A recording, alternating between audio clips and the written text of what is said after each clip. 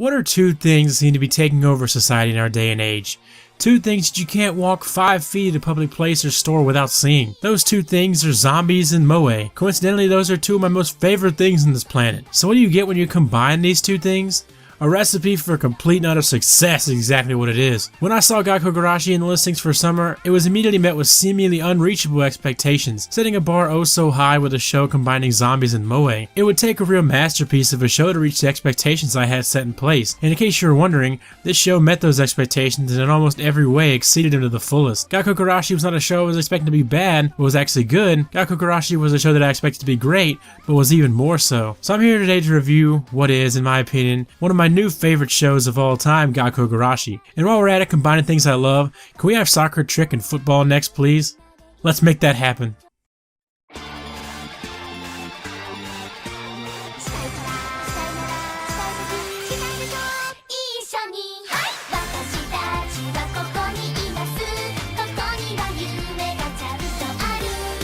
Yuki Taki is a cheerful high school girl who, along with her friends, is a member of her high school's school living club. As Yuki seeks out fun school activities every day while living in school, the other girls work to keep her safe because in reality they are the sole survivors of their school after a zombie outbreak overruns the city. So it's no stranger to anyone watching this video that I'm a much bigger fan of moe than one should be. Do I take pride in that? Yes I do. But contrary to what most people say about this show goes far beyond moe. This show delves much deeper into psychological territory that meets the eye. In the first episode, this show throws you for a loop that gets you hooked. Great portrayal and symbolism are apparent from the very first episode, and from then on this show takes you on an emotional roller coaster ride as you watch these adorable high schoolers face adversities they would never have been likely to face. It takes you into the mind of each one of these characters and portrays perfectly the psychological aspect of what goes on in the zombie apocalypse. Not wanting to let go of everything that was taken away from you. Friends, family, loved ones, all gone in the blink of an eye. All you have to hold on to is the past. All these things are shown in Gakkou Gurashi throughout the entirety of the show. One thing the show does that I find amazing is how well it was effectively able to blend the adorable and lovableness of moe characters and the real-life psychological issues of living in a zombie apocalypse. The show did a great job of mixing the two in a way that made these incredibly polar opposite worlds never once clash like you think they would.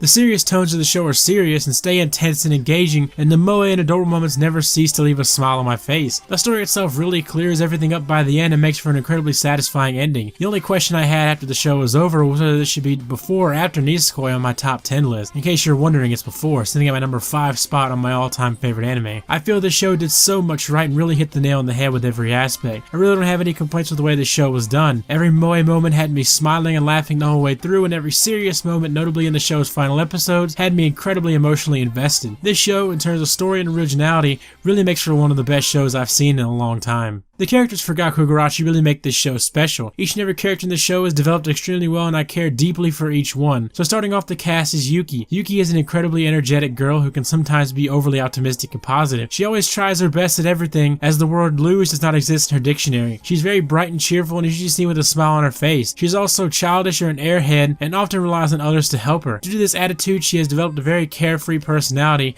and can often easily accept other people's faults. Yuki is a fantastic character. The greatest aspect of her character is, however, something I cannot spoil. So let's just say she doesn't want to believe what's happening around her. The fantastic use of symbolism and sheer psychological depth makes Yuki feel incredibly real within this zombie-infested world. As the show progresses, Yuki slowly seems to come to realize the truth of her surroundings. She is the glue that holds the school living club together with her cheerful attitude and upbeat and outgoing personality. Yuki is also incredibly adorable and extremely lovable, never ceasing to make me laugh. Let me say, for the sake of repeating myself over and over, that every character in this show is absolutely adorable. I'm sure you guys would get tired of hearing me say that about every character, so I'm saying it now. The next character is Kurumi. Kurumi possesses a dignified atmosphere that leads to others thinking she's very mature when she actually is. She takes care of the others while living in the school, being remarkably calm in difficult situations. However, it is shown that Kurumi can be impulsive and violent if the situation is very sensitive to herself. Kurumi as a character is given a good amount of backstory and is well developed. Incidents that happened before the outbreak give her motivation as well as her determination to help her friends. Like all the characters, she is incredibly lovable and the events take place throughout the show make you really care for her. Kurumi is not one of the best characters in the show, but is definitely not a bad one by any means. The next character is Yuri. Yuri is usually very calm and matured and gives off a very relaxed air and is usually proper of her actions. She's also quite serious, but like Kurumi,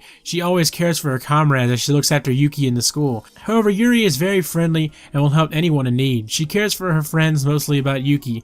And like Kurumi, Yuri is very calm in difficult situations. In terms of development, Yuri doesn't really have much to speak of, as well as in terms of backstory. I can honestly say that she's probably the worst character in Gakkou Gurashi. Gurashi, but I can say you are doing something right when this is your worst character. She plays the leader role, making rational decisions for the group, and despite a lack of development, she is still needed within the show. The next character is Miki.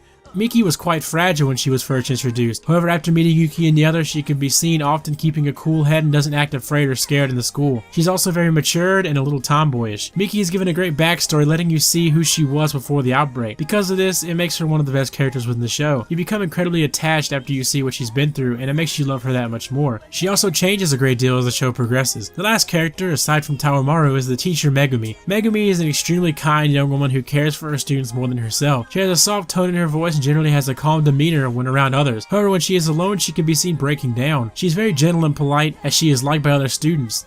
She always wanted to help her students and comfort them, as she did with Yuki. Megumi along with Yuki is what made this show really special. The events that take place revolving around Megumi give me goosebumps just writing this review. She's an amazing character, and without her, this show would not be what it is.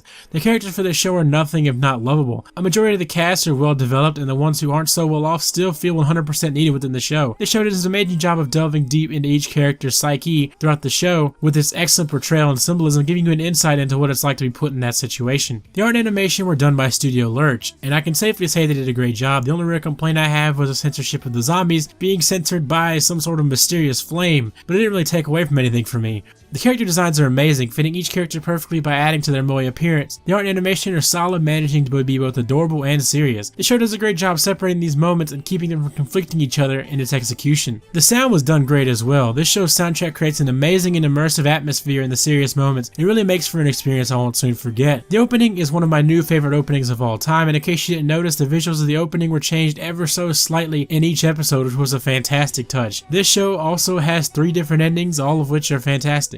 Gakkou Gurashi is a fantastic show I won't soon forget. A show that combines moe and zombies is an immediate winner in my eyes, and the sheer fact that it met the extremely high expectations I set was enough to make me immediately fall in love. The way the show effectively blends 2 completely polar opposites, the show's great use of symbolism and portrayal, the amazing characters make this show what it is, both by being incredibly adorable and lovable, and being realistic given the fact that they live in the zombie apocalypse. Top it all off with amazing art and animation and a great OST, and you get one of the most enjoyable shows I've seen in a long time, and hands down the best show of summer 2015. Although there wasn't much competition with these shows around. I can't say enough good things about this show, so just watch it for yourself and tell me what you think. I feel all the negative things this show receives as a whole can be derived from 2 major things. Either butthurt manga readers who are upset the dog got too much screen time, or people who are generally turned away by the moe aspect. I feel like once a show has moe in it, there are just those people out there who instantly label it as bad. Now don't get me wrong, I'm not saying the only reason to not like this show is because it has moe in it. Let me phrase this as a scenario. Let's say you're on your way to do something you genuinely enjoy doing. Let's say you love playing ping pong, for instance, and you're going to go play with your friends. That represents you as you prepare to watch the lovely summer lineup of anime. So you arrive to play some ping pong, and as you head to the table, you see someone you don't like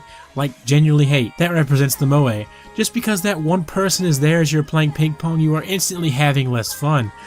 All it takes is that one person's presence to ruin all the fun for you. That represents the hate you created for shows like these just based on the presence of moe. Moral of the story, watch ping pong, you tasteless casuals. But in all seriousness, give it a shot despite the moe and don't let it ruin your enjoyment. Try to take the show as it is and have fun. You most likely won't regret it, I hope.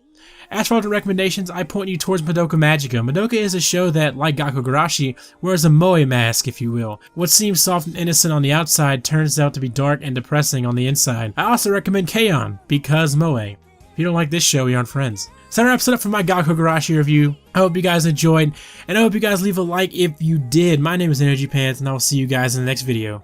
Later.